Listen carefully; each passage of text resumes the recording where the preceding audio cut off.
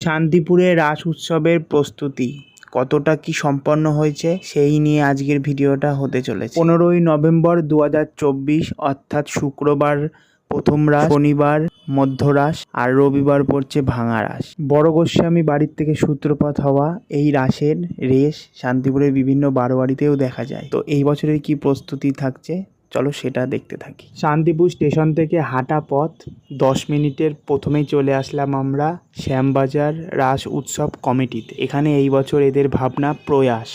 Colourful এই পূজা মণ্ডপটা এখনও সম্পন্ন হতে দুদিন বাকি, আর তার মধ্যেই সম্পন্ন রূপ পেলে এটা লাইটিংয়ের মাধ্যমে এটা আলাদাই লাগে। এরপরেই চলে আসলাম আমরা লক্ষ্মীতলা পাড়া বারোয়ারি।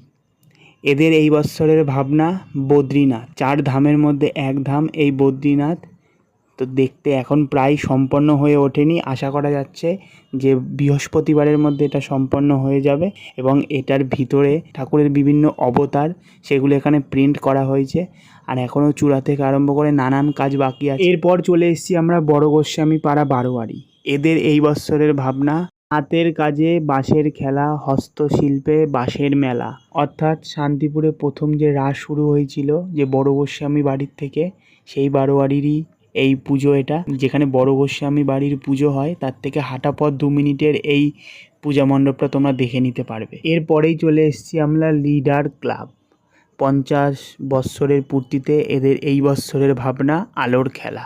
এখনই যা দারুণ লাগছে দেখতে রাতে আলোর খেলাতে, সত্যি মন উল্লাসিত হয়ে উঠবে, সেটার বলার বাকি থাকে না। এদের সবথেকে খুশির খবর, এটা 12 তারিখ জনসাধারণের জন্য খুলে দেয়া হবে। এরপরেও তোমরা এই প্যান্ডেলগুলো বাদেও শান্তিপুরের রাজপথের সাইড দিয়ে তোমরা হাঁটতে হাঁটতেই অনেক পূজা মণ্ডপই দেখতে পারবে, তার মধ্যে এই পূজা মণ্ডপটি আছে। এরপরেই আমরা চলে এলাম রামকৃষ্ণ কলোনি বারোয়ারি। এদের এই বৎসরের ভাবনা যন্ত্রের যন্ত্রণা, যার প্রস্তুতি কিছুটা এই রকম দেখতে পাচ্ছ। আশা করা যাচ্ছে বৃহস্পতিবারের রাত্রির মধ্যে এটা সম্পন্ন হয়ে যাবে। তারপর এরকম রাস্তায় যেতে যেতে তোমরা এরকম প্যান্ডেল দেখতে পারবা। এটা কাল্পনিক একটা বুদ্ধ মন্দির মতন করা হয়েছে। তারপরেই চলে এসেছি আমরা খাপাড়ায়। এদের এই বৎসরের ভাবনা পুতুলের নাচ, তার জন্য প্রস্তুতিও নেওয়া হচ্ছে। সামনে স্টেজ মতন করে পুতুল নাচ হবে। এরপর চলে আসলাম আমরা শান্তিপুর থানার মাঠে।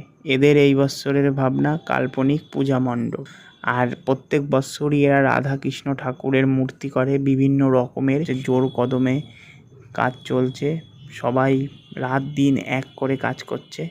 এরপর আমরা চলে এলাম পঞ্চাননতলায়। এদের এই বৎসরের ভাবনা ময়ূরা। ভিতরের কাজ কিছুটা পূর্ণ হয়েছে, আরও বাদবাকি সব কাজ আশা করা যাচ্ছে বৃহস্পতিবার রাতের মধ্যে সম্পন্ন। তো এইটুখানি ছিল এই ব্লগটা, আবার পরবর্তী ভিডিও দেখা হবে। Tata, by.